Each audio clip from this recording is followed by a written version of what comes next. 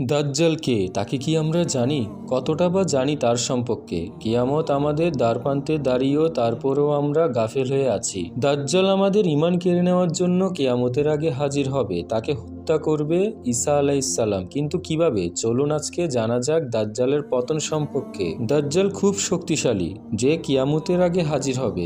ইসরায়েলের একটি শহর লুদ, সেখানে রয়েছে বড় একটি গেট। গেটের উপর লিখা, এখান দিয়ে প্রবেশ করবে আমাদের শান্তির বাদশা।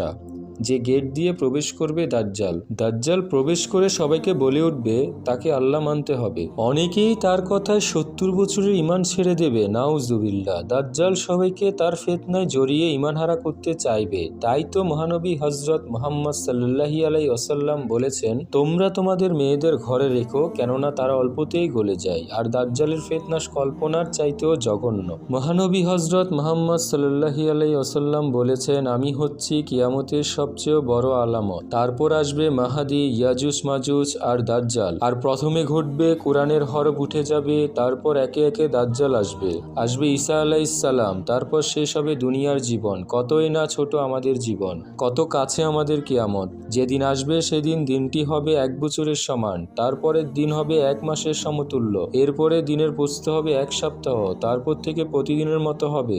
দাজ্জাল পৃথিবীতে থাকবে কেবলমাত্র 40 দিন, কিন্তু পুরো পৃথিবীর অবস্থা খারাপ করে দেবে এই অল্প দিনের মধ্যে। তখন দামেস্কের মসজিদে নামবেন ঈসা আলাইহিসসালাম। তাকে গ্রহণ করে নিবেন ভালোবাসার পাহাড় দিয়ে। মাহদী তখন বলবে, হে নবী, আপনি নামাজে ইমামতি করুন।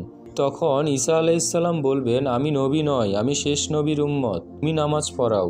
মাহাদী নামাজ পড়াবেন। নামাজ শেষে ঈসা আলাইহিসসালাম মাহাদীর সাথে কথা বলবেন। মাহাদী বলে উঠবে, আপনি দাজ্জালকে শেষ করুন, সে আমাদেরকে সঠিক পথ থেকে সরিয়ে নিয়ে যাচ্ছে। তখন ঈসা আলাইহিসসালাম দাজ্জালকে মারতে চলে যাবে। দাজ্জাল ঈসা আলাইহিসসালামকে দেখে ভয়ে পালাতে শুরু করবে, কিন্তু লুদ শহরের গেটেই দাজ্জালকে হত্যা করা হবে। কতই না ভয়ানক হবে সেই দিন। আমাদের পরিবারকে মেরে ফেলে আমাদের ঈমানকে কেড়ে নিতে চাইবে দাজ্জাল। আমরা মানুষের কথায় নিজেকে পরিবর্তন করে ফেলি, তাহলে কিভাবে আমরা দাজ্জালের কথায় তার পথে যাব না? কতই না ভয়ানক হবে সেই দিন। প্রিয় দর্শক, আল্লাহ আমাদের দাজ্জালের ফিতনা থেকে হেফাজত করুক। আমিন।